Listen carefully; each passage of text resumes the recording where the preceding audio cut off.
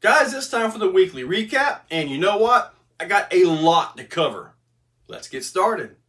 Starting a little earlier than usual, like Saturday, I believe it was, the SCX 10.3 put this thing together, and it was an involved kit build, let me tell you. I would probably say it's not really a beginner's kit to put together. It's got some parts in it, especially that transmission. It is quite complicated. I'm still waiting on my shift and dig servos. Still not in, so I still got the band-aids in there. So still got that going. When I get the servos in, I'm going to try to find out what's making the noise in this thing. As I understand it, and I've seen other videos, they're all clicking. I want to try to find out why and try to fix the click on the 10.3. Kevin Talbot included me on the list of the top 10 for a Monster Jam Freestyle Challenge. Now, area had to be pretty small. I got to show you guys the truck, and later on during the week, I got to give you guys a preview per se. And the preview video was actually pretty darn good, especially for driving one-handed. So anyway, yep. Now, my actual video for this came out on Thursday, and I'm pretty happy with it. Hopefully you guys saw it. If not, take a look. I got to test out some brass in the front of the SCX 10.3, and it absolutely did make a difference.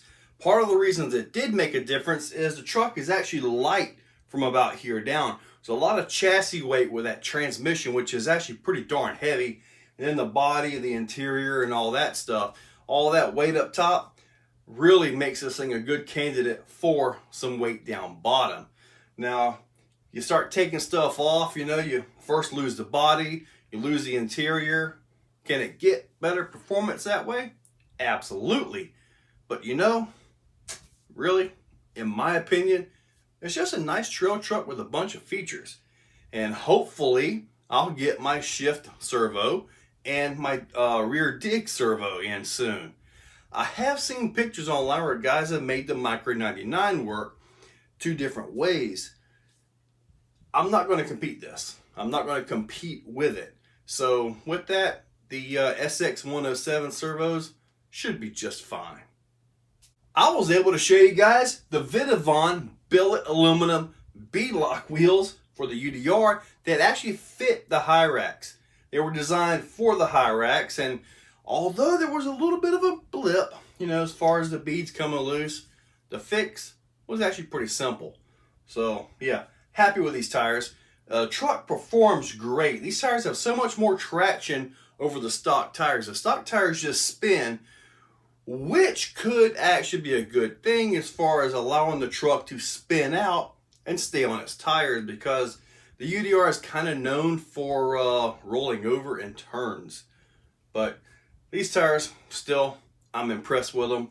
The wheels look great, because we all know, if you follow this channel, I like shiny wheels, and that fits the bill. When I ordered them, I didn't even order any rings. I just want, boom, shiny. If I could have got them in full chrome, I would have got that.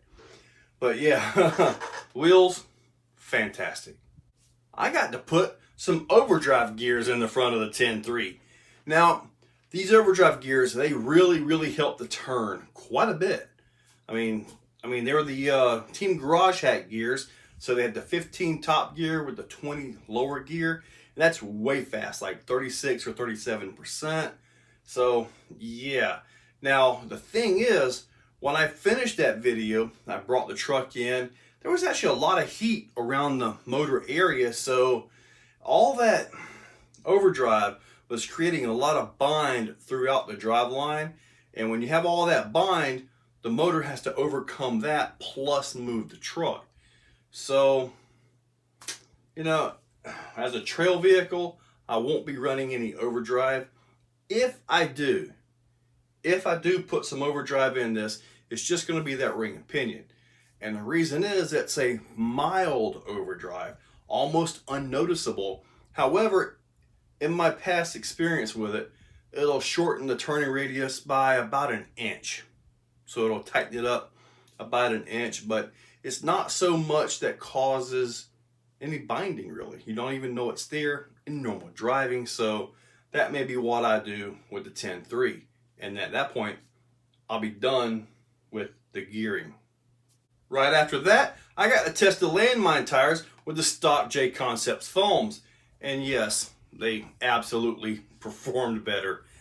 I still got my hopes up for these tires right here. I just think it's a foam issue. But I also did a foam test with it using the Boom Racing foams. And maybe they'll break in. I just really want to make these tires work for some reason. I don't know why.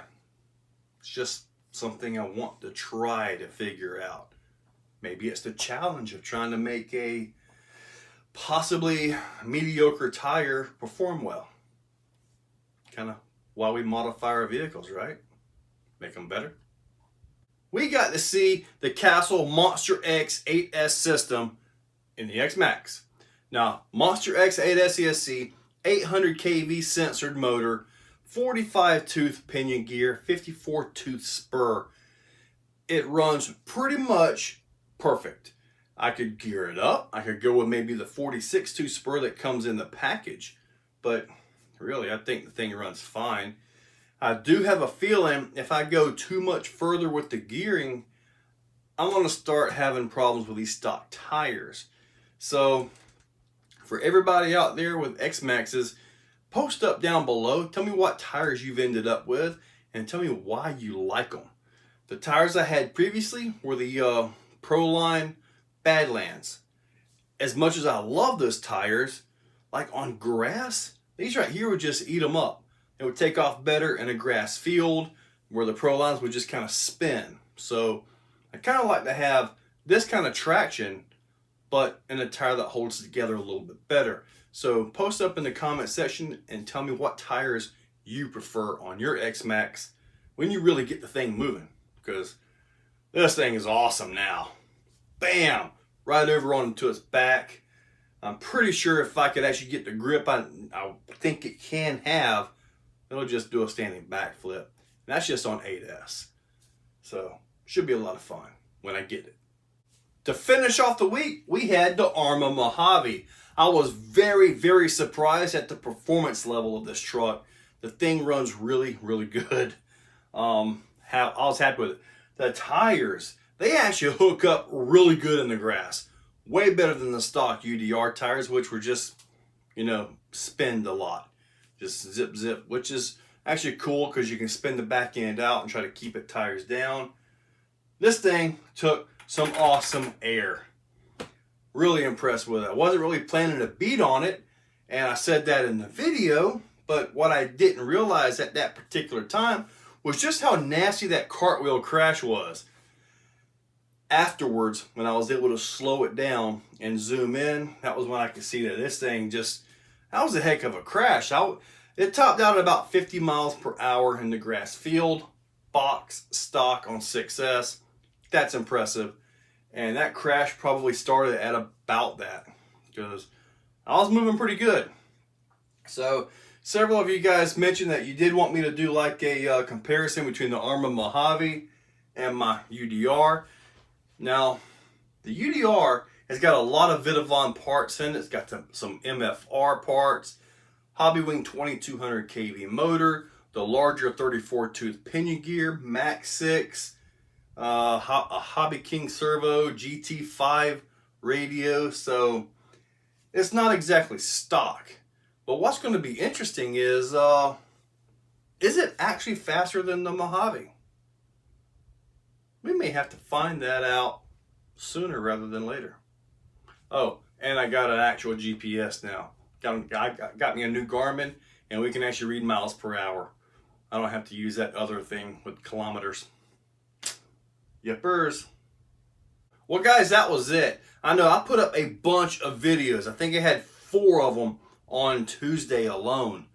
And some of that comes from me having time off due to COVID-19. I had to go to work this past week. Now I'm actually off this week. So I'm going to try to catch up on some other videos. Try to do some more odd stuff. I really want to go flying. I've got planes. but I guess I got to figure out an open space where I can go fly without the cops getting me.